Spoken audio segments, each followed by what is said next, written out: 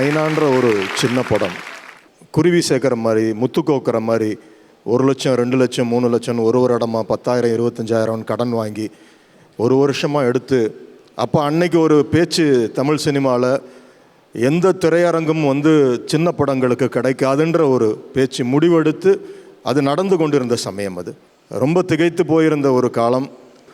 ஒரு ஒரு ஒரு விரல் மட்டும் தெரிகிற லெவலில் என்னுடைய ஃபினான்ஷியல் க்ரைசிஸில் நான் இருந்தப்போ அந்த அந்த இடத்த கரெக்டாக கரம் பிடித்து தூக்குனது உதய் சார் தான். அவருக்கு எல்லாமே தெரியும். எனக்கு ரொம்ப ஆச்சரியப்பட்டேன், இதெல்லாம் எப்படி வாங்குவாங்க இந்த படம்லாம் அப்படின்னு. அந்த படத்தை பார்த்துட்டு இந்த படம் நாங்கள் டிஸ்ட்ரிபியூட் பண்ணுறோன்னு சொன்னாங்க. நான் சொன்னேன், எல்லா கடனையும் அடைக்கணும் சார், என்கிட்ட காசு இல்லை. அப்படி அவர் அதோடு விட்டுறல, இது எங்களுடைய ஜாப் இல்லைன்னு அவர் விடலை. ஒரு நல்ல படம், அந்த ஆர்ட் மேலே அந்த பேஷன், அந்த லவ், சரி நான் ஒரு ஏஜிஎஸ் அவரை வாங்க சொல்கிறேன், நாங்கள் வெளியிடுறோம், அதை விடலை. அதுக்கப்புறம் அவரை சந்தித்து அவங்க வீட்டில் அந்த படத்தை போட்டு அதை பார்க்க வச்சு யோசிச்செல்லாம் பார்ப்பேன். இது எந்த விதத்திலும் நான் கனெக்டடே கிடையாது, அவரை சந்தித்ததும் கிடையாது. ஆனால் இந்த கலை மேலே இருந்த ஒரு பாசம் தான் நான் சொல்லணும்.